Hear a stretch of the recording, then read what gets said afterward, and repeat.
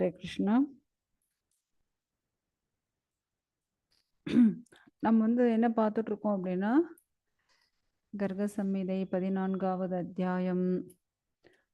So இப்போ சகடாசுரன் சகடாசுரனோட உண்மையான பெயர் என்ன அப்படின்னா உத்கசன். அவன் அவனுக்கு ரூபம் கிடையாது, அரூபமாக இருக்கக்கூடிய ஒரு அசுரன். ஆக்சுவலாக அங்கே ஒரு வண்டியில் பால், ஏன்னா ஃபுல் பானை பானையாக நிறைய ரொப்பி வச்சுருக்காங்க. பால், தயிர், வெண்ணெய் அப்படின்னுட்டு ஃபுல்லாக வச்சுருக்காங்க. அதுவும் அது பெரிய வண்டி. ஸோ அந்த வண்டியோட அப்படியே குழந்தை மேலே விழுந்து குழந்தைய அழிக்கணும் அப்படின்ட்டு அவன் முயற்சி பண்ணிட்டு இருக்கான். ஸோ அந்த நேரத்தில் கிருஷ்ணர் ஏன்னா குழந்தைங்க நீங்கள் பார்த்தீங்க அப்படின்னா அம்மா கிட்ட பால் குடிக்கிற வரை அப்படியே குடிச்சுட்டே தூங்கும். அம்மா எடுத்து அப்படி கீழே போட்டாங்கன்னு வச்சு டொடக்குன்னு எழுந்திரிச்சிடும். அது போல யசோதா பால் குடுக்குற நல்லா தூங்கிட்டு இருந்தான் கிருஷ்ணர். ஸோ கிருஷ்ணர் அப்படியே அழகா தூங்க வச்சுட்டு அந்த அம்மா எழுந்திரிச்சு போனாங்க. ஏன்னா அங்கே யக்ஞம் எல்லாம் நடந்துட்டு இருக்கு இல்லையோ. ஸோ அதனால் அங்கே போன உடனே கிருஷ்ணர் எழுந்துட்டார். எழுந்துட்டு திரும்பவும் பசிக்குது அப்படின்ட்டு அவர் பாட்டி கிருஷ்ணர் அப்படியே கையை காலை உதச்சுட்டு அழுதுட்டே இருக்காரு. கையை காலை உதச்சிட்டு அழுதுட்டே இருக்கும்போது அந்த சகடாசுரன் அந்த வண்டிக்குள்ள ஆபீர் பதிச்ச அந்த உத்கசன் என்ன பண்றான், நேரா குழந்தை பக்கத்துல அந்த குழந்தை மேல அந்த வண்டியை விழுந்து, ஏன்னா அது சின்ன குழந்தை பிறந்திருக்க குழந்தை, மாசம்தான், ஒரு 3-4 மாசம் தான் ஆகுதுன்னு வச்சுக்கோங்க. ஸோ அப்படியே மாச கணக்குல இருக்கக்கூடிய குழந்தைகள் இது. அந்த குழந்தை மேல ஒரு பெரிய வண்டி, அதுவும் ஃபுல் பெரிய பெரிய பானை ஃபுல்லா பால், தயிர், வெண்ணெய்ன்னுட்டு அப்படியே ரொப்பி இருக்கு.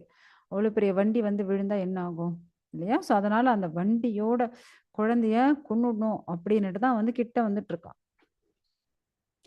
அப்படி கிட்ட வந்துட்டு இருக்கும்போது என்ன ஆகுது அப்படின்னா, ஏன்னா இங்க கிருஷ்ணர் கையை காலை உதைச்சுட்டு இருக்கார். இப்படி அவர் கையை காலை இப்படி உதைக்கிற அந்த சமயத்துல அந்த வண்டி கிட்ட வர்றதுக்கும் கிருஷ்ணர் உதைக்கிறதுக்கும் சரியா இருக்கு. அப்படியே அந்த வண்டி அந்த பானைகளோடு அப்படியே ஆகாசத்துல பறந்த போது, ஏன்னா கிருஷ்ணர் இங்க ரொம்ப கோவமா அழுதுட்டு இருக்காரு. அம்மா எனக்கு பால் கொடுக்காம போயாட்டாங்களே அப்படின்னுட்டு. ஸோ அப்படியே ஆகாசத்துல காத்துல அப்படியே வண்டி அந்த பானைகள் எல்லாம் அப்படியே பறந்து போகுது. பறந்து போய் அப்படியே கீழே விழுந்து, ஏன்னா ஆகாசத்துல இவ்வளவு பெரிய வண்டி எப்படி பறக்க முடியும்? யாராவது வண்டியை தூக்கி பறக்க அடிக்க முடியுமா? முடியாது. நீ எப்படி பறந்துச்சுன்னு எல்லாரும் அப்படியே ஆச்சரியமா பார்த்துட்டு இருக்காங்க. ஸோ அந்த போய் வண்டி விழுந்து அப்படியே அதிலிருந்து யார் அந்த சகடாசுரன் இறந்தாச்சு. ஒரு 100 குதிரைகள் பூட்டப்பட்ட ஒரு ஆகாச விமானத்துல அவன் கோலோகத்துக்கு அழைச்சிட்டு போயிட்டு இருக்காங்க. இத விரஜவாசிகள் எல்லா கோபர்கள், கோபியர்கள் எல்லாரும் பார்த்துட்டே இருக்காங்க. என்னடா நடக்குது இங்க? ம் நம்ம கிருஷ்ணா படுத்துட்டு இருக்காரு. அவர் பக்கத்துல இப்படி ஒரு விஷயம் நடந்திருக்கு. என்ன நடக்குது? யார் இத பண்ணது? முதல்ல இந்த வண்டிய எப்படி ஆகாசத்துல பறந்து போச்சு? யாருக்கு ஒண்ணுமே புரியல. ரொம்ப ஆச்சரியமா பார்த்துட்டு இருக்காங்க. ஸோ எப்படி இந்த வண்டி, ஏன்னா வண்டி இருந்ததோ அவ்வளோ தூரத்துல. அது எப்படி கிருஷ்ணர் பக்கத்துல வந்துச்சு? இவ்வளோ பெரிய வண்டி கவுந்து இப்படி எல்லாம் உடைஞ்சது. அது இல்லாம யாரையும் அழைச்சிட்டு வரப்போதே. அப்ப போறது யாரு? அப்படின்னுட்டு எல்லாம் ஆச்சரியமா பார்த்துட்டு இருக்காங்க. அப்ப அங்க விளையாடிட்டு இருந்த குழந்தைகள்லாம் சொன்னாங்க, கிருஷ்ணர் தான் அழுதுட்டே இருந்தார். அந்த வண்டி தன்னால தான் கிட்ட வந்துச்சு. கிருஷ்ணருடைய கால் பட்டு, ஏன்னா கிருஷ்ணர் ஒரு உத விட்டார் பாருங்க. அது அப்படியே ஆகாசத்துல பறந்து போய் ஃபுட்பால் போல அப்படியே பறந்து போய் கீழ விழுந்துடுச்சு. அதிலிருந்து ஏதோ ஒரு அசுரன் தான் இப்ப ஆகாசத்துல போயிட்டு இருக்கான். அவன அழைச்சிட்டு போறாங்க அப்படின்னுட்டு. உடனே எல்லாரும் சொல்றாங்க, ஒரு குழந்தை மாச கணக்குல இருக்கிற ஒரு 3-4 மாசம் குழந்தைக்கு இவ்ளோ ஒரு பெரிய தோஷமா? ஏன்னா பாலக்கிரக தோஷம் பிடிச்சிருக்குமோ? ஏன்னா இந்த பாலக்கிரக தோஷங்கிறது ஏதோ 16 வயசு வரை அந்த குழந்தைகள உடம்பு சரியில்லாம போகும். இல்லன்னா ரொம்ப வியாதிகள், அதேபோல மரணமும் ஏற்படும். அப்படி இருக்கக்கூடிய அந்த பாலகிரக தோஷம் ஏதாவது குழந்தைக்கு வந்துடுச்சோ? அப்படின்னுட்டு என்ன பண்றாங்க, யசோதா அ பிராமணர்களுக்கு நெறைய தான தர்மம் பண்றாங்க. நெறைய யக்ஞங்கள் பண்றாங்க. ஸோ அந்த யக்ஞத்தின் மூலியமாக அந்த பலனை கிருஷ்ணருக்கு குடுத்துட்டு இருக்காங்க. என் குழந்தை நல்லா இருந்தா போதும் அப்படின்னுட்டு. ஸோ அந்த நேரத்துல தான் பகுலாஸ்வன் கேட்கிறாரு நாரதர்கிட்ட. முனிவரே, இந்த உத்கசன்ற இந்த அசுரன் முன்பிறவில என்னவா இருந்தான்? ஏன்னா அப்படி என்ன இவன் கர்மம் செஞ்சிருந்தால் கிருஷ்ணருடைய அந்த தாமரை திருவடி அந்த ஸ்பரிசம் பட்டு இவன் வந்து மோட்சம் அடைஞ்சிருக்கானே. அப்படி என்ன இவனுக்கு புண்ணியம் பண்ணியிருக்கான்? யார் இவன்? அப்படின்ட்டு கேட்டுருக்கார். இப்பதான் நாரதர் வந்து சொல்ல ஆரம்பிக்கிறாரு. ஓ மிதிலேஸ்வரா, இந்த உத்கசன் வேற யாரும் கிடையாது. இவன் முன்பிறவியில் இரண்யாக்ஷனுடைய மகனாக இருந்தான். பாருங்க. இரண்யாக்ஷனுடைய மகனா? ஆமா. ஒரு நாள் லோமஷ ரிஷி. அவர் வந்து ரொம்ப பெரிய ரிஷி. அவருடைய ஆசிரமத்துல போயி, இவன் வந்து ரொம்ப பலசாலி. இரண்யாக்ஷன் எப்படி பலசாலியோ, இரண்யாக்ஷனுடைய மகனும் ரொம்ப பலசாலி.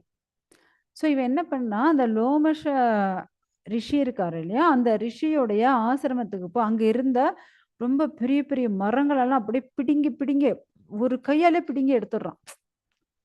அவ்ளோ பெரிய பெரிய ஆலமரத்தெல்லாம் கூட ஒரு கையால பிடுங்கி எடுத்துடுறான். ஏன்னா இவன் வந்து அவ்ளோ ஒரு ஹியூஜ் சைஸ். பெரிய சைஸா இருக்கும் அவன். மகா பலசாலி. இந்த உத்கசனுக்கு தான் வந்து ஒரு பெரிய பலசாலின்ற அந்த கர்வத்துல இப்படி மரங்கள பிடுங்கி பிடுங்கி போட்டுட்டு இருக்கானாம். அவன் பாட்டுக்கு இஷ்டத்துக்கு. உடனே ரிஷி பார்த்தாரு. அவருக்கு உடனே கோவம் வந்துடுச்சு. லோமஷ ரிஷி கோவம் வந்துடுச்சு. கோவப்பட்டு, மதி இல்லாதவனே, அதாவது புத்தி இல்லாதவனே, உடம்பு பெருசா இருந்தா உனக்கு என்னன்னு இது? ஆ? உனக்கு அப்ப கூட கொஞ்சம் கூட மூளையே இல்லையா? அப்படின்னுட்டு கேட்டு, உனக்கு உடம்பு பலமா இருக்கவே தானே இந்த ஆட்டம் ஆடிட்டு இருக்க. உனக்கு இப்ப உடம்பே இல்லாம போகட்டும். உடம்பு இருக்கவே தான் இவ்வளவு அகங்காரத்தோட நடந்துக்கிற. அதனால உனக்கு உடம்பே இல்லாம போகட்டும் அப்படின்னு சாபம் கொடுத்துடுறாரு. உடம்பே இல்லாமல் போகட்டும் அவர் சொன்ன உடனே எப்படி வந்து ஒரு பாம்பு தன்னுடைய தோலை உரிச்சுட்டு வெளியே வர்றதோ அது போல அந்த உடம்ப விட்டுட்டு இந்த ஆத்மா வெளியே வந்துடுத்தான். யாரு? அந்த உத்கசனுடைய ஆத்மா அந்த ரொம்ப பயங்கரமான அந்த திடகாத்திரமான உடம்ப விட்டுட்டு ஆத்மா வெளியே வந்துடுச்சு. இவன் பார்க்கறான், என்னடா இது? இவர் இப்படி சாபம் கொடுத்த உடனே உடம்ப விட்டு ஆத்மா வெளியே வந்துருச்சு. நான் இப்ப என்ன பண்றது? அப்படின்ட்டு அவன் வந்து யோசிக்கிறான். உடனடியா அந்த உத்கசன் வந்து அந்த ரிஷியோட கால்ல விழுந்து கெஞ்சுறான். முனிவரே, தயவு செஞ்சு என்னை வந்து காப்பாத்துங்க. நீங்க வந்து கருணை கடல். என் மேல கொஞ்சம் கருணை காட்டுங்க. அருள் கூர்ந்து என்னை வந்து நான் ஏதோ தெரியாம அசுர சுபாவத்துல தெரியாம செஞ்சுட்டேன். தயவு செஞ்சு எனக்கு கருணை காட்டுங்க அப்படின்னுட்டு வந்து பிரார்த்தனை பண்றான். நாரதர் வந்து பகலாஷ்வன்ட்ட சொல்லிட்டு இருக்காரு. இப்படி அவன் வந்து பிரார்த்தனை பண்ணவே அந்த ரிஷி வந்து அப்படியே பார்க்குறாரு. ஏன்னா இந்த ரிஷி ரொம்ப ரொம்ப பழையவர். அவர் வந்து இப்பதான் பொறந்து, வளர்ந்த ஒரு ரிஷி கிடையாது. அவருடைய ஆயுஷ்ல 100 பிரம்மாவையும் பார்த்திருக்கிறார். அப்படின்னா பார்த்துக்கோங்க. எத்தனை பிரம்மாவை பார்த்திருக்காரு அவரு? 100 பிரம்மாவையும் பார்த்திருக்காராம். இவ்ளோ பெரிய வயசு கொண்டவர் யாரு? லோமஷ ரிஷி. அந்த லோமஷ ரிஷி கிட்ட இந்த அசுரன் வந்து பிரார்த்தனை பண்றான். நீங்க வந்து ரொம்ப ரொம்ப பெரியவர், கருணை கடல், தயவு செஞ்சு எனக்கான ஒரு உடலை தாங்களேன் அப்படின்ட்டு கெஞ்சுறான். இத வந்து நாரதர் சொல்லிட்டு இருக்காரு. அவன் வந்து அப்படி கெஞ்சவே, ஏன்னா இவர் வந்து வயசுல முதிர்ந்தவர், 100 பிரம்மாவையும் பார்த்திருக்கிறார் தன் வாழ்நாள்ல. அப்படியாப்பட்டவர் கோபப்பட்டுட்டாரு. ஆனாலும் சரி ஓகே, அவன் இப்படி கேட்கறானே அப்படின்ட்டு அவனுக்கு வரம் கொடுக்கலாம் அப்படின்ட்டு அவர் வந்து யோசிச்சாராம். யோசிச்சதுக்கு அப்புறம் அந்த யாருக்கு? அந்த உத்கசனுக்கு உடம்ப கொடுக்கணும்னு யோசிக்கலையாம். அவனுக்கு மோட்சத்தை கொடுக்கணும்னு யோசிச்சாராம். இந்த உடம்பு கொடுத்தா திரும்பவும் அவன் வந்து கர்ம பந்தத்துல தான் மாட்டிக்குவான் இல்லையா? இந்த உடம்பு மூலியமாக கர்ம பந்தத்துல மாட்டின்னா வந்து கஷ்டதான் படுவான். அதனால அவனுக்கு வந்து நம்ம மோட்சத்தையே கொடுக்கலாமே அப்படின்னுட்டு லோமஷ ரிஷி வந்து சொல்றாராம். இப்ப வந்து சாக்ஷுஷ மன்வந்தரம் நடந்துட்டு இருக்கு. ஓகேங்களா? அது வரையும் உன் உடம்ப வந்து அப்படியே காத்துலயே இருக்கட்டும்பா. காத்து போல உன் உடம்ப வச்சுண்டு திரி. அதுக்கப்புறம் வைவஸ்வத மனு வருவார். ஓகே. ஸோ அந்த வைவஸ்வத மனு அந்த மன்வந்தரத்துல 28வது சதுர்யுகம் 28வது சதுர்யுகத்துல துவாபர யுகத்துல ஸ்ரீ கிருஷ்ணர் சாக்ஷாத் முழுமுதற் கடவுள் அவரே வந்து இங்க என்ன பண்ண போறாரு? லீலைகள் பண்ண போறாரு.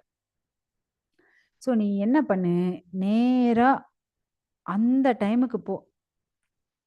ஸோ அதுவரையும் காத்துட்ரு. இந்த உடம்போட அப்படியே காத்துன்று. ஸோ அவர் வந்ததுக்கப்புறம் அவருடைய ஸ்பரிசத்தால உனக்கு கண்டிப்பா மோட்சம் கிடைக்கும். அப்படின்னுட்டு வரத்த குடுத்து விட்றார். இப்படி இப்ப சொல்லுங்க. இது வரமா இல்லன்னா சாபமா? பாருங்க. இப்ப அந்த இரண்யாக்ஷோட பையன் வந்து எவ்வளவு பக்தி பண்ணணும், எவ்வளவு தவம் பண்ணியிருக்கணும் பகவான அடையறதுக்கு. ஒண்ணுமே இல்ல. ஒரு தவறு செஞ்சான். அதுக்கு லோமச ரிஷி வந்து ஆ சாபம் தான் குடுத்தாரு. ஸோ இப்ப அந்த சாபமே என்ன ஆயிடுச்சு? அவனுக்கு வரமா மாறிடுச்சு. பகவானுடைய ஸ்பரிசம் பட்டு, நீ எங்க போவ? பகவானுடைய லோகம், பரமபதம். அவருடைய லோகத்துக்கே போயிடுவ. ஸோ வரமா? சாபமா? இப்படியாப்பட்ட ஒரு வரம் அவனுக்கு கிடைச்சிருச்சு. ஸோ சாதுக்களுடைய கருணையால மட்டும் தான் பகவானை அடைய முடியும். ஸோ இப்படி நந்த மகாராணி யாரு? நந்த மகாராணி யசோதா மடியில ஒரு முறை கிருஷ்ணர் இப்படிதான் படுத்துட்டு இருக்காரு. கிருஷ்ணர் வந்து அப்படியே கைய கால அசைச்சுட்டு விளையாடிட்டு இருக்காரு. யசோதா அப்படியே கிருஷ்ணருடைய அழக பார்க்குறாங்களாம். அழகான அந்த தாமரை கண்கள், அந்த தாமரை போன்ற அந்த முகம், அத பார்த்து அப்படியே யசோதா மயங்கி போறாங்க. குழந்தைய ரொம்ப கொஞ்சாத அப்படின்ட்டு அம்மா சொல்லுவாங்க. ஏன் சொல்றாங்க? நாம தானே பெத்தோம். ஆனாலும் எதுக்கு நம்மள வந்து கொஞ்ச வேண்டாம்? ரொம்ப குழந்தைய வந்து கொஞ்சாதன்னு சொல்றாங்க. ஸோ கிருஷ்ணர் வந்து அழகான அந்த தாமரை கண்கள், தாமரை போன்ற அந்த முகம், அத பார்த்து அப்படியே கிருஷ்ணர் வந்து ஈன்னு சிரிக்கிறாராம். அப்படியே கண்ண வேற புளுக் புளுக்குன்னு அப்படியே கண்ண ஆட்டிண்டு யசோதைய பார்த்து சிரிக்கும்போது, யசோதாவுக்கு அப்படியே மயங்கி போய் அந்த கிருஷ்ணனுடைய அழக அப்படியே ரசிச்சுட்டு இருக்காங்க அவங்க. கிருஷ்ணா அப்படியே ஊன்னுட்டு அப்படியே பேசுற மாரி அப்படியே கைய கால ஆட்டிட்டு, அம்மாவ பார்த்து சிரிக்கிறது இதெல்லாம் பார்க்கும்போது யசோதாவுக்கு அப்படியே கொஞ்சுறாங்க. அவங்களால முடியல. அப்படியே கொஞ்சம் கொஞ்சம் என்ன ஆகுது அப்படின்னா, யசோதாவோட மடி மேல தான் குழந்தை வந்து படுத்துன்னு இருக்கார்.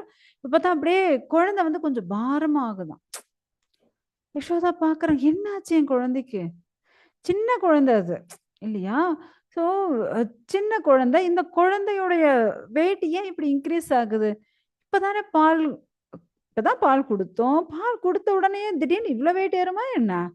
அப்படின்ட்டு அவங்க வந்து அப்படியே யோசிக்கிறாங்க. இப்ப பார்த்தா இன்னும் வெயிட் அதிகமா ஆயிட்டே இருக்கா. அவங்களோட அ கால் மேல, தொடை மேல வச்சுன்னு இருக்கவே முடியல. மடி மேல வச்சுன்னு இருக்கவே முடியல. குழந்தையோட வெயிட் அதிகம் அப்படியே ஒவ்வொரு நிமிஷமும் வந்து வெயிட் ஏறிக்கிட்டே இருக்கு. என்னடா இது! இந்த குழந்தை வந்து தூக்க கூட முடியல இப்ப. ஸோ அப்படியே இப்போ அ பெரிய நம்ம அந்த ஆட்டுக்கல்லலாம் இருக்கும் பாருங்க. ஆட்டுக்கல்ல தூக்கி மடி மேல வச்சுருந்தா எப்படி இருக்கும்? அப்படி வெயிட் ஆச்சு. அப்புறம் பார்த்தா ஒரு பெரிய யானை வெயிட் ஆயிடுச்சாம். அவங்களால அதுக்கு மேல முடியவே இல்ல. அப்புறம் பார்த்தா அப்படியே மலை அளவுக்கு வெயிட் ஏறிட்டே போகுதாம். இந்த அம்மாவால குழந்தைய மடியில வச்சுட்டு இருக்கவே முடியல. என்னடா இவ்ளோ அழகான குழந்தை திடீர்னு இப்படி மலை அளவுக்கு கனம் ஏறிட்டே இருக்கே அப்படின்னு யோசிச்சுண்டு, அவங்க என்ன பண்றாங்க, குழந்தைய அப்படியே இறக்கி பூமியில வச்சுட்டாங்க. மடி மேல படுத்துட்டு இருக்கிற குழந்தைய இறக்கி பூமியில வச்சாச்சு. அப்படி பார்த்துட்டே இருக்காங்க. அவ்வளதான். அவங்க பூமியில வச்சது தான். உடனே என்ன ஆயிடுச்சு அப்படின்னா, அந்த இடம் ஃபுல்லா அப்படியே இருட்டு. இருட்டாகுது. அப்படியே ஃபுல் இந்த மணல் புயல்ன்னு சொல்லுவா இல்லையா? ஸோ அது போல அப்படியே மண்ணோட சேர்ந்து காத்து புயல் அடிக்குது. இவங்களுக்கு அப்படியே இப்ப கண்ணே திறக்க முடியல. அவ்ளோ மண்ணு அப்படியே காத்து மூச்சும் விட முடியல. ஐயோ! கிருஷ்ணர காணுமே! கிருஷ்ணர காணுமேன்ட்டு இப்ப ஏன்னா கிருஷ்ணர் அங்க தான் இறக்கி வச்சாங்க. இப்ப பார்த்தா குழந்தைய காணோம். அப்படி அவ்வளோ ஒரு பயங்கரமான அந்த கோகுலத்துல என்ன நடக்குது? மண்ணு புயல் அடிக்குது. பயங்கரமான அந்த சப்தம் ஊன்னுட்டு அப்படியே அந்த மணல், காத்து அந்த ஒரு 2 வினாடி இல்லையா மாதாஜி. 2 செகண்டுன்னு சொல்லுவோம் இல்லையா? ஸோ அவ்வளவு கூட இல்ல. அது காட்டியும் கண்ணு ஃபுல்லா மண்ணு ரொம்பிடுச்சு. இப்ப யசோதா அந்த நந்தராணி வந்து தேடுறாங்க. ஐயோ! என்னடா இது நம்ம பக்கத்திலே தான் குழந்தைய இறக்கி பக்கத்துல வச்சோம். இப்ப குழந்தைய காணோம். அப்படியே பயந்து போறாங்க, அழறாங்க. என்ன நடக்குதுன்னே அவங்களுக்கு ஒண்ணுமே புரியல. ம். அப்படியே அ ஏன்னா ஃபுல்லா இருட்டா இருக்கு. மணல் புயலா இருக்கு. கண்ணும் திறக்க முடியல. குழந்தைய அப்படியே தடவுறாங்க, தேடுறாங்க. ஐயோ! குழந்தைய காணோம், குழந்தைய காணோம் அப்படின்னுட்டு ஓன்னுட்டு அழறாங்க அவங்க. ரொம்ப அவங்களுக்கு பயம் தாங்க முடியல. ஐயோ! என் மகனுக்கு என்ன ஆச்சோ தெரியலையே! இந்த ஏன்னா அந்த மணல் புயல் நம்மளால மூச்சு விட முடியாது. மூச்சு விட முடியாது. அப்படி ஒரு கஷ்டத்துல என் குழந்தை என்ன ஆச்சுன்னு தெரியலன்னு ஓன்னு கத்தி அழறாங்க. அதாவது கன்றினை இழந்த பசுவை போல. ஓகேங்களா? கன்னுக்குட்டி செத்து போச்சுன்னு வச்சுக்கோ, அந்த பசுமாடு எவ்ளோ கதறும், எவ்வளவு அழும். அந்த அவல நிலை இப்ப யாருக்கு ஏற்பட்டு போச்சு அப்படின்னா, யசோதைக்கு. ஏன்னா கிருஷ்ணர் மேல இருக்கக்கூடிய அந்த அன்பு, அந்த வாத்சல்யம், ம். அந்த பிரேமையில அப்படியே அழறாங்க. அழுது அப்படியே மயக்கடிச்சு விழுந்துடுறாங்க அவங்க. இவங்க கத்துற கத்துல எல்லாரும் அப்படியே அந்த காத்துலயே எல்லாரும் முகத்த மூடிட்டு ஓடி வராங்க. "என்னாச்சு? என்னாச்சு?" அப்படின்னு. "ஐயோ! என் குழந்தைய காணோம், என் குழந்தைய காணோம்" அப்படின்ட்டு சொல்லிட்டே திரும்ப அப்படியே புரண்டு புரண்டு அழுதுட்டு இருக்காங்க அவங்க. இந்த குழந்தை யார் எடுத்துன்னு போனது அப்படின்னா, திருணாவர்த்தன் அப்படின்ற ஒரு அசுரன். நம்ம பார்த்தோம் அப்படின்னா, ஒரு யோஜனை அப்படின்றது நமக்கு 8 மைல். ஓகேங்களா? அப்ப கிலோமீட்டர் கணக்குல பார்த்தீங்க அப்படின்னா, 16 கிலோமீட்டர். ம். இல்ல 1 மைல்ன்றது 1 1/2 கிலோமீட்டர்ன்னு வச்சுக்கலாம். இல்ல 2 இப்படிதான் ஆகும். அப்படி இருக்கும்போது 10 யோஜனை அப்படின்னா 160 மைல் சாரி 160 கிலோமீட்டர் ஹைட்டுக்கு தூக்கிட்டு போயாச்சு கிருஷ்ணர. கொஞ்சம் யோசிச்சு பாருங்க. 1 கிலோமீட்டர் ஹைட்ல இருந்து நம்மள தூக்கி கீழ போட்டாலே பயந்துரும். இல்லையா?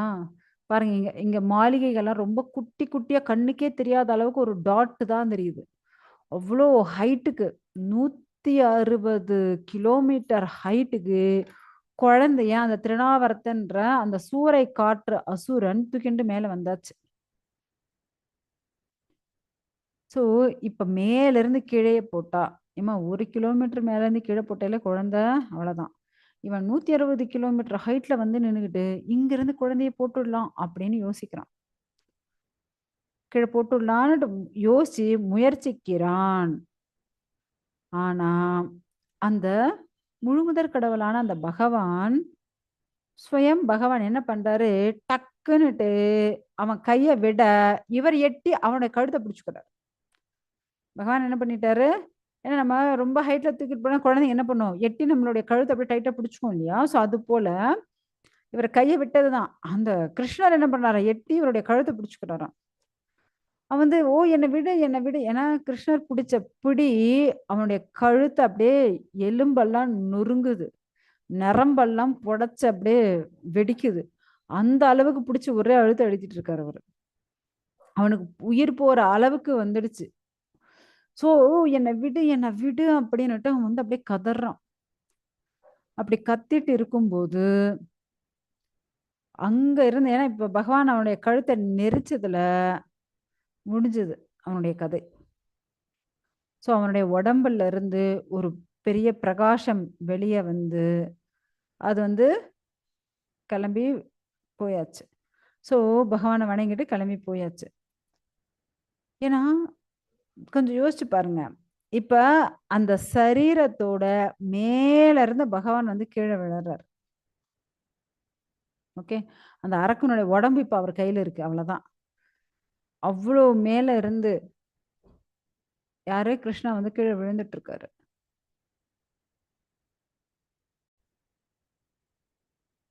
இப்ப மேல இருந்து அவ்ளோ கிலோமீட்டர் ஹைட்ல இருந்து கீழ விழுந்துட்டு இருக்காரு பகவான். அந்த அசுரனுடைய உடம்போட சேர்த்து. அவனுடைய கழுத்த வேற டைட்டா புடிச்சுண்டே இருக்காரு. இப்ப அவன் வந்து இறந்து கிளம்பி போயாச்சு. இப்ப கிருஷ்ணர் அங்கிருந்து கீழ வந்து அந்த உடம்பு வந்து தம்முன்னு விழுது. அந்த உடம்பு மேல கிருஷ்ணர் இருக்காரு.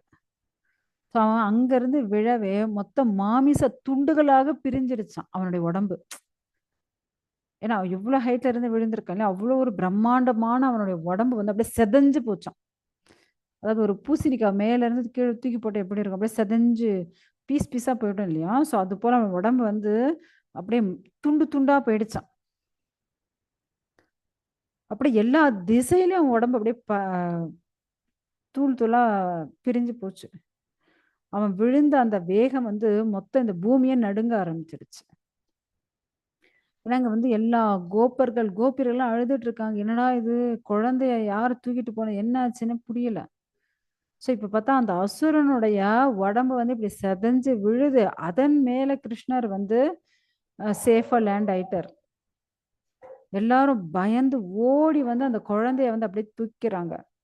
யசோதா கிட்ட எல்லா கோபியர்கள் எல்லாம் பயங்கரமா திட்டுறாங்க. கோபியர்கள் என்ன சொல்றாங்க அப்படின்னா, யசோதா உனக்கு வந்து குழந்தை வளர்க்கறதுக்கு தகுதியே கிடையாது. கொஞ்சம் கூட உங்ககிட்ட அந்த தாய்க்கான லட்சணமே கிடையாது. யாராவது சின்ன குழந்தைய தூக்கி கீழ வைப்பாங்களா? தரையில போடுவாங்களா? உனக்கு சொன்னா மட்டும் கோவம் வந்துடுது. உனக்கு கொஞ்சம் கூட இரக்கமே இல்லையா? இந்த சின்ன பிஞ்சு குழந்தைய மடி மேல வச்சுட்டு இருக்கிறது உனக்கு என்ன வந்துச்சு? அந்த குழந்தைய எதுக்கு நீ தூக்கி கீழ எதுக்கு வச்ச? தரையில எதுக்கு வச்ச? அதனால தான் அந்த சூறைக்காற்று வந்து குழந்தைய தூக்கிட்டு போயிடுச்சு. ஏன் உனக்கு மடி மேல வச்சுட்டு இருக்கிறதுக்கு அவ்வளவு வலிக்குதா? ஏன் குழந்தைய அப்படி தனியா ஏன் போட்ட? இப்ப என்னமோ பயப்படுற மாரி பயப்பட்டுட்டு இருக்க. உன்னை யார் இப்படி தரையில வைக்க சொன்னது குழந்தைய? அப்படின்னுட்டு மற்ற கோபியர்கள்லாம் பிடிச்சு எப்படி யசோதா லெஃப்ட் அண்ட் ரைட் வாங்கிட்டு இருக்காங்க. யசோதா அப்படியே அழுதுகிட்டே சொல்லிட்டு இருக்கா, ஐயோ சகோதரிகளே, நான் வந்து என் கண்மணி என் கிருஷ்ணனை தூக்கி அப்படி கீழே வைப்பனா, அந்த குழந்தை திடீர்னு என்ன ஆயிடுச்சுன்னே தெரியல, அப்படியே பாரம் ஆயிடுச்சு. என்னவோ அந்த கிரிகோவர்தன் மலையை தூக்கி என் மடி மேல வச்சிட்டு இருக்கோம்னா அவ்வளவு பாரம், என்ன எனக்கு வந்து புரிஞ்சுக்கவே முடியல. எனக்கு வந்து ரொம்ப ஏதோ ஒரு பயங்கரமான சூழ்ச்சி நடக்குதோ அப்படியே ஒரு மாதிரி தோணுச்சு. அப்படி தோணிட்டு இருக்கும்போது குழந்தை தூக்கி வச்சேன், உடனே அந்த சுழல் காற்று வந்து அந்த குழந்தைய அப்படியே அலைக்க தூக்கிட்டு போயிடுச்சு அப்படின்னு சொல்லிட்டு அழறாங்க அவங்க. யசோதா நீ வந்து பேசவே பேசாத. இப்ப என்ன ஆச்சோ அதெல்லாம் விடு. நீ சொல்றதெல்லாம் கேட்கவா முடியுது சொல்லு? இன்னும் பொய் சொல்ற மாதிரி இருக்கு. ஏன்னா இவ்வளவு சின்ன குழந்தை எவ்வளவு லேசா இருக்கான் பாரு, அப்படியே பஞ்சு போல இருக்குது பிஞ்சு குழந்தைய கிரி கோவர்தன் மலை போல வெயிட் ஆகி விட்டான் அப்படின்னு சொன்னா நாங்கெல்லாம் எப்படி நம்ப முடியும்? உனக்கு கொஞ்சம் கூட இறக்கமே இல்லை. எங்க கிட்ட இப்படி நீ பொய் சொல்றியா? குழந்தைக்கு பால் குடிக்கிற இந்த சின்ன குழந்தை எப்படி பூ போல இருக்கு, அந்த குழந்தைய போய் இப்படி எல்லாம் பேசுறியா அப்படின்னுட்டு. ஆனாலும் விடவே இல்லையா, மற்ற கோபியரெல்லாம் பிடிச்சி யசோதா திட்டுன்னு திட்டிட்டு இருக்காங்க. ஸோ இப்ப கிருஷ்ணரை கிடைச்ச உடனே யசோதா, நந்த மகராஜ், எல்லா கோபியர்கள் எல்லாருக்கும் சந்தோஷம். எல்லாரும் என்ன பண்றாங்க, குழந்தைக்கு வந்து ஆஹ் திருஷ்டி சுத்தி போடுறது, அப்புறம் வந்து குழந்தைக்கு என்ன ஆச்சோ அப்படின்னுட்டு குழந்தைக்கு வந்து குளிப்பாட்டுறது, அபிஷேகம் பண்றது, குழந்தைக்கு வந்து யசோதா வந்து பால் கொடுக்கறது. ஸோ அப்படியே மார்போட சேர்த்து யசோதா வந்து அப்படியே அந்த குழந்தைய அணைச்சிக்கிட்டே இருக்காங்களாம். ஸோ அவங்க வந்து அந்த குழந்தைய கீழே விடவே அவங்களுக்கு மனசு வரல. திரும்ப யாராவது என் குழந்தை ஏதாவது பிரச்சனை கொடுப்பாங்களோ, ஏதாவது பிரச்சனை வந்துடுமோ அப்படின்னுட்டு யசோதா அப்படியே ஒவ்வொரு செகண்டும் வந்து அப்படியே பயந்துட்டு அந்த கிருஷ்ணரை வந்து அப்படியே தூக்கி அணைச்சுக்கிறாங்க. அப்படியே இப்ப ரோகிணி கிட்ட வந்து யசோதா சொல்றாங்களாம், சகோதரி எனக்கு வந்து பகவான் ரொம்ப காலம் குழந்தையே இல்லாம இருந்துச்சு. ஸோ இப்பதான் பகவானுடைய கருணையால எனக்கு ஒரு மகன் பிறந்தான். அப்படி இருக்கும்போது ஏன் இந்த குழந்தைக்கு இவ்வளவு கஷ்டங்கள், ஏன் இவ்வளவு தீமைகள் நடக்குது, ஏன் அந்த யமன் வாசல்லே வந்து நின்னுகிட்டு காத்துட்டு இருக்கான், எனக்கு ரொம்ப பயமா இருக்கு, பெரிய வேதனையா இருக்கு. இது ஏன் நடக்குது? நான் வந்து இதை யாருக்கிட்ட சொல்றது, எங்க சொல்றது? நான் என்ன பண்றதுன்னு எனக்கே தெரியல. இல்லைன்னா இந்த இடத்த விட்டு வேற எங்கேயாவது போயிட்டுமா? அப்பயாவது இந்த பிரச்சனை என்னை விட்டு போகுமா? என் குழந்தைய என்னால காப்பாத்த முடியுமா? என்னால இருக்கிற எல்லா செல்வத்தையும், ஏன் என் உடம்பையும், என் மாளிகை, இங்க இருக்கக்கூடிய அனைத்து ஐஸ்வர்யங்கள், ரத்தனங்கள், தங்கம் எல்லாத்தையும் கொடுக்க நான் தயார். ஆனா என்னுடைய குழந்தைய இழக்க நான் தயாரா இல்ல. ஏன்னா அவன் வந்து சந்தோஷமா இருக்கணும், க்ஷேமமா இருக்கணும், ஆரோக்கியமா இருக்கணும். அதை தவிர எனக்கு வேற எதுவுமே கிடையாது. ஸோ, இப்படி என் குழந்தை நல்லா இருக்கணும்னு நான் யோசிக்கிறேன். ஆனா இங்க நடக்கிறது எல்லாமே வந்து எனக்கு ரொம்ப பயத்த குடுக்குது. அப்படின்னுட்டு அவங்க வந்து அப்படியே சொல்லிட்டு அழுதுட்டே இருக்காங்க அவங்க. என் குழந்தைக்காக அந்த சாக்ஷாத் பகவான் ஸ்ரீ ஹரிக்காக நான் வந்து பூஜை செய்றேன். அப்படியாவது அந்த ஹரி என்ன குழந்தைய காப்பாத்த மாட்டாரா? ம். நான் வந்து நூற்றுக்கணக்கான கோயில்கள கட்டுறேன். ஸோ, அப்புறம் வந்து குருடர்களுக்கு தடிய வாங்கி குடுக்குறேன். ம். அப்புறம் வந்து யார் யாருக்கு என்னென்ன தேவையோ அதெல்லாம் தேடி தேடி நான் வாங்கி குடுப்பேன். ஆனா, என் குழந்தைக்கு எந்த ஒரு ஆபத்தும் இல்லாம, அவன் என் கூட சந்தோஷமா இருந்தா போதும். அதேபோல இங்க இந்த அம்மா அப்படியே அழுது ரோகிணி கிட்ட பேசிட்டு இருக்காங்க. அதே சமயத்துல அங்க நந்த மகாராஜ் என்ன பண்றாராம், நெறைய பிராமணர்கள் அழிச்சு, அவங்களுக்கெல்லாம் ஆசனம் குடுத்து, அவங்க அனைவருக்கும் வேத முறைப்படி நெறைய தான தர்மங்கள் குடுக்குறார். ஸோ அந்த அந்தணர்கள் எல்லாம் நந்த மகாராஜ், அவருடைய மகன் எல்லாரும் நல்லா இருக்கணும். நீங்க வந்து கவலைப்படாதீங்க. அப்படின்னுட்டு எல்லாரும் வந்து ஆசீர்வாதம் எல்லாம் பண்ணிட்டு இருக்காங்க. ஏன்னா உங்க குழந்தை வந்து நல்லா வாழ்வான். அவனுக்கு எந்த ஒரு பிரச்சனையும் இருக்காது. கவலைப்படாதீங்க அப்படின்னு சொல்றாங்க. ஆனாலும் பெத்தவங்க மனசு கேட்குமா? சொல்லுங்க.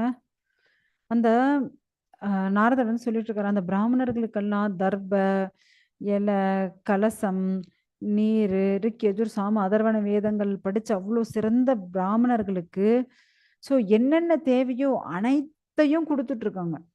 உடனே அந்த பிராமணர்கள் வந்து கிருஷ்ணருடைய கவசத்த வந்து இவங்களுக்கு குடுக்குறாங்க. இந்த கிருஷ்ண கவசத்த குழந்தைக்கு சொல்லுங்க.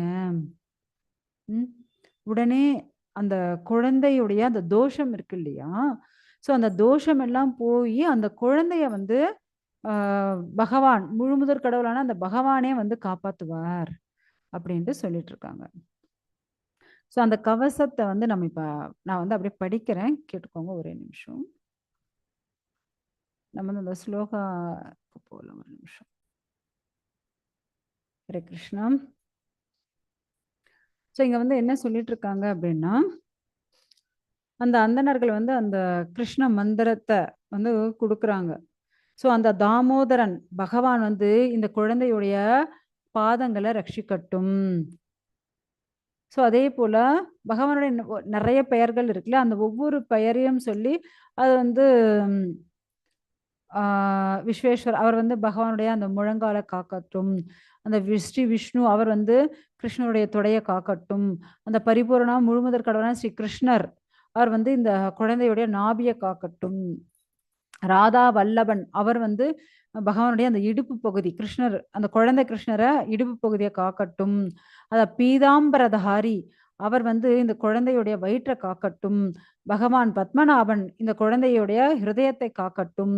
கோவர்தனதாரி அவர் வந்து இந்த குழந்தையோட கைய காக்கட்டும். மதுராபதி இந்த குழந்தையோட முகத்த காக்கட்டும். துவாரகாநாதன் குழந்தைய தலையை ரட்சிக்கட்டும். அசுரர்களை அழிக்கக்கூடிய பகவான் யாரு? அந்த அசுரரை அழிக்கக்கூடிய அந்த பகவான் கோவிந்தன் குழந்தையோட முதுகு பகுதிய காக்கட்டும். இப்படி 3 லோகங்கள் அனைத்தையும் ரட்சிக்கக்கூடிய பரம சுகத்தை தரக்கூடிய அந்த பகவான் எல்லா பயத்திலிருந்தும் இந்த குழந்தைய வந்து காக்கட்டும். அப்படின்னுட்டு அவங்க வந்து ஆ சொல்லிக் குடுக்குறாங்க. ஸோ இத வந்து எல்லாரும் வந்து ரொம்ப சந்தோஷமா அட்லீஸ்ட் பகவானுடைய கருணை தான் இந்த குழந்தைய வந்து ரட்சிக்கணும் அப்படின்னுட்டு ஆ எல்லாரும் வந்து பிரார்த்தனை பண்ணிட்டு இருக்காங்க. ஸோ உடனே நந்த மகாராஜ் என்ன பண்றாரு, அந்த பிராமணர்களுக்கு வந்து லட்சக்கணக்கான பசுக்களை வந்து தானம் பண்றாரு. 10,00,000 தங்க காசுகள் குடுக்குறார். பாருங்க 1,00,000 பசுக்கள், 10,00,000 தங்க காசுகள், ஆயிரக்கணக்கான ரத்தினங்கள். ஸோ இப்படி ல லட்சம் புதிய ஆடைகள், அப்படின்னுட்டு எல்லாத்தையும் என்ன பண்றாராம், அப்படியே தான தர்மம் பண்றாரு. ஏன்னா, இவ்ளோ ஒரு நல்ல மந்திரத்த என் குழந்தைக்காக குடுத்துருக்காங்களே! அப்படின்னுட்டு வாரி குடுத்தாச்சு. ஸோ, இந்த ஆ பகுலாஷ்வன் வந்து கேட்கறாங்க. முனிவரே, இந்த திருநாவர்த்தன் இவன் வந்து முன்பிறவியில என்னவாக இருந்தான்? ஏன்னா, இதுக்கு முன்னாடி வந்து நம்ம வந்து அந்த உத்கசன், சகடாசுரன் என்னவா இருந்தான்னு பார்த்தோம். இல்லையா?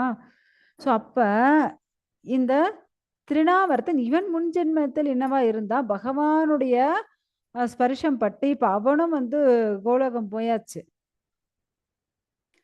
அப்ப அவன் வந்து என்னவா இருந்தான்? அந்த முன்ஜென்ம கதைய எனக்கு சொல்லுங்களேன் அப்படின்னுட்டு கேட்கிறாரு. ஓகேங்களா? ஸோ, இப்ப நாம வந்து இந்த திருநாவர்த்தனுடைய முன்ஜென்மத்தை பற்றி நம்ம அடுத்த கிளாஸ்ல பார்க்கலாம். ஹரே கிருஷ்ணா. ஏதாவது கேள்விகள், சந்தேகங்கள் இருந்தால் கேட்கலாம் மகிழ்ச்சி.